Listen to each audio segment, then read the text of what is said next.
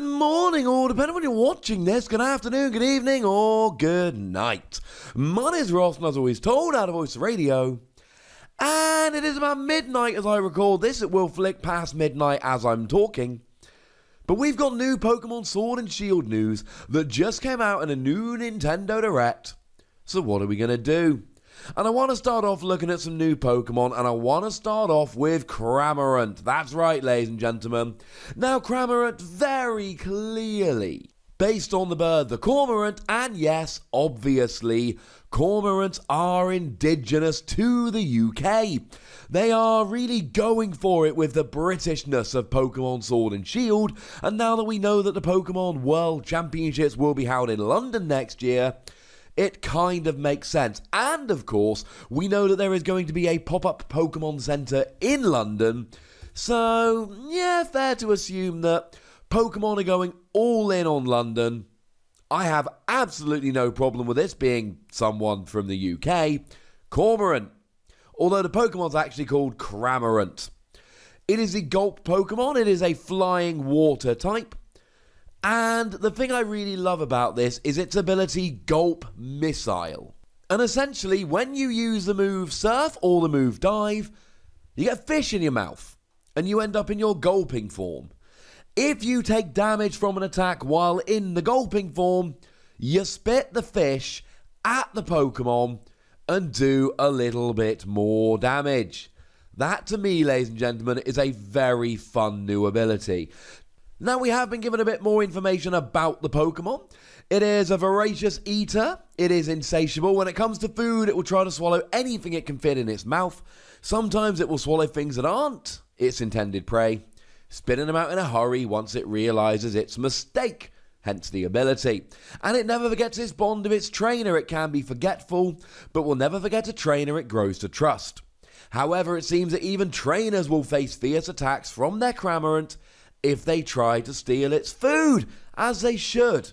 Don't steal Pokemon's food.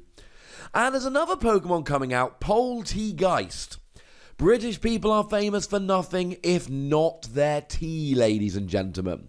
Now, it's a very small Pokemon, and the Pokemon is not the pot. The Pokemon is in the pot.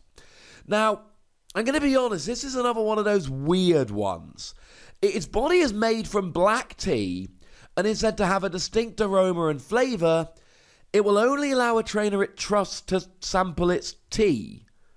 You're drinking the Pokemon. I cannot be the only one that finds this a little bit weird. And drinking too much can lead to indigestion or an upset stomach. Yes, don't drink your friends. Now, they make their homes inside hotels and restaurants, disguising themselves and hiding amongst the tableware. They can pour their power into leftover tea and even create more of their kinds that are often treated as pests. So they can make more of themselves. It's a little bit weird. It is a black tea Pokemon. It is a ghost type, and it has the ability Weak Armor, which is when it gets hit by a physical move, its defense goes down 1 stage, but its speed goes up 2 stages. I love the Britishness with which Pokemon is going after these new Pokemon. You only have to look at Yamper, who's based on a Corgi, or the ridiculous top hat head of Weezing Galarian form to see how British Pokemon are trying to go here, and I, for one, am completely and utterly in favour. One thing that's very cool in the new game, you can make your own league card. Now, they're business cards, alright? They are business cards that you swap with people as you go around the game. But you can design it, and you can make it look how you want it to look. So, you know, they get displayed during Link battles, and there'll be an album where you can look at all the other ones you've received. They're kind of cool. It's not a necessary part of the game, right? It is a lovely little flourish that just fleshes out the world, makes it look a bit more fun, a bit more cool. It's another little affectation of the game, and I, for one, am entirely in favour of it. Speaking of things that are cool that I just won't use, and there's nothing personal about this, you can deck out your trainer in your own style. There will be boutiques and salons as you run around the game, and you can make your own style. Now, a bunch of these were shown in the trailer. There are more being shown on their website at the moment, but you can find boutiques and you can make yourself look better. They've always got a wide selection of items, apparently, and they will be your go-to spots for trying on and buying new clothes. They can have outerwear, tops, gloves, you name it. Bowler hats. Seriously, we're in Britain for this game. I want me a bowler hat.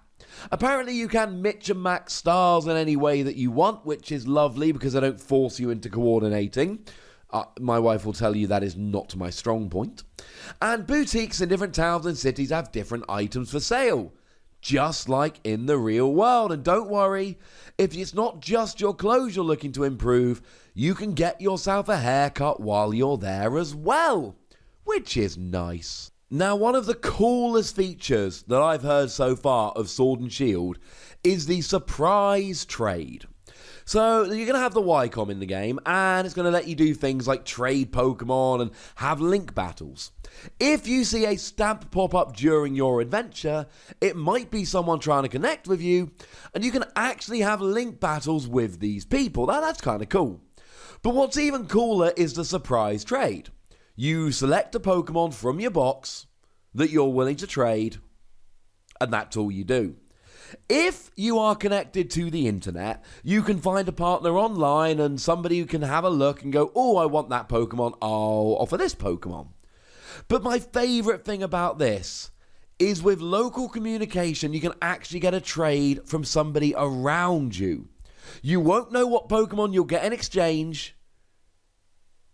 So you set a Pokemon going, you walk around, and then it just trades for another Pokemon. If you remember doing street passes with your Pokemon 3DS, it's like that but for Pokemon. You set a Pokemon up for trade, go for a walk, and people physically around you will trade. My tip for this, very simply, go to Pokemon trading card game or Pokemon video game events or maybe even Pokemon Go meetups, where there will be a bunch of people who take their Switches and set up with surprise trades and just see what happens. I don't know how many rare Pokemon you'll get from this. On the website it does say you might end up with a rare Pokemon. I mean, I don't know how many people are going to set a legendary Pokemon up just on the off chance.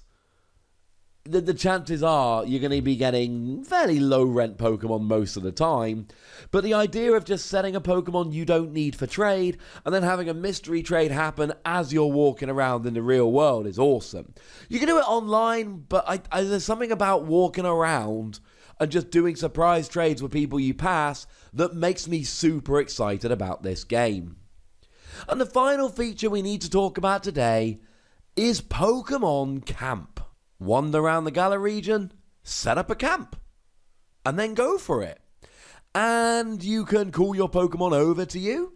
You can play with your Pokemon and you can get to know them a bit better and presumably improve stats, etc. by doing so.